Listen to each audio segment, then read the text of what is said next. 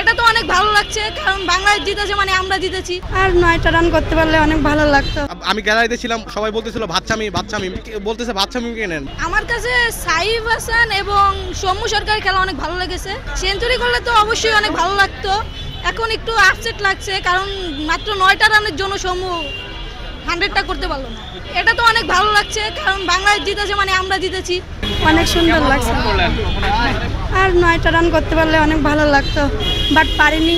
পরবর্তীতে পারবে এরকম। এর আগে ম্যাচটা দেখে গেছি, এর আগে ম্যাচটা অনেক ভালো লাগছে, কিন্তু বাট হেরে গেছি। আজকে অনেক ভালো লাগতেছে, কারণ বাংলাদেশ আজকে আমরা জিতছি।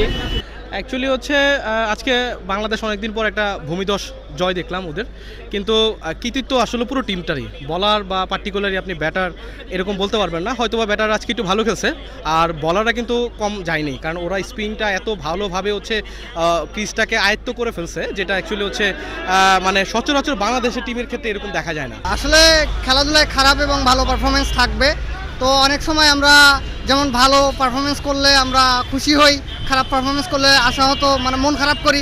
এটার পিছনে অবশ্য আমাদের ভালোবাসা, একটা আবেগের জায়গা থেকে আমরা মনটা খারাপ করি। তো আমরা বরাবরই চাই বাংলাদেশ ভালো খেলুক, বাংলাদেশ সর্বোচ্চ পারফরমেন্স করুক। সবাই চাই বাংলাদেশ কোনো আন্তর্জাতিক এখন পর্যন্ত ট্রফি জেতে নাই, তো আমরা চাই বাংলাদেশ ভালো খেলে পরবর্তীতে একটা আন্তর্জাতিক ট্রফি অন্ততপক্ষে জিতুক।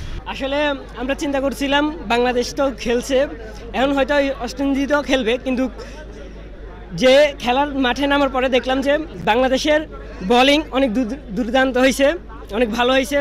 বাংলাদেশ এত ভালো খেলবে যে আমরা আসলে আশা করি নাই এগুলো।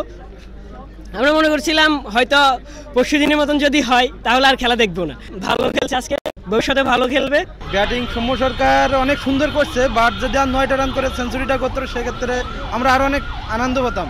আমি গ্যালারিতে ছিলাম, সবাই বলতেছিল বাচ্চামি বাচ্চামি, হ্যাঁ মানে ও বলতেছে বাচ্চামি কে নেন, মানে বাচ্চামি দ্যাটস মিন হচ্ছে মানে শামীম ভাই দলটাকে আসলে আমরা মনে হচ্ছে অবহেলার মতো আছে। আপনারা বিগত হচ্ছে এই আফগানিস্তানের সিরিজটা দেখছেন, হোয়াইট ওয়াশ হয়ে আসছে ওয়ানডেতে, তাদের আসলে কি একটা ভরাডুবি ছিল। আমরা জানি সবারই ফর্ম থাকে না, কিন্তু তার মানে এটা না যে আসলে যাদের আসলে অফ ফর্ম যাচ্ছে তাদেরকে দিয়ে দিয়ে হবে। এটা কি আসলে মানে বাংলাদেশ হচ্ছে এটা টিমটার ভিতরে কি হচ্ছে বাংলাদেশের ইন্টারনাল রাজনীতি চলতেছে কিনা সেটাও আমরা জানি না। সেটা যদি হয়ে থাকে এটা খুবই ব্যাড, এটা আসলে এটা আমাদের প্রত্যাশা করি না আমরা কোনোভাবেই। ওই জিনিসগুলোতে বের হয়ে বাংলাদেশকে সুষ্ঠু সুন্দর নতুনদেরকে হচ্ছে চান্স দেন, কারণ পঞ্চপাঠটা এখন নাই, এখন অনেক কিছুই নাই, নতুনকে চান্স দেন, অনেক প্রতিভা বাংলাদেশ থেকে বের হয়ে আসবে।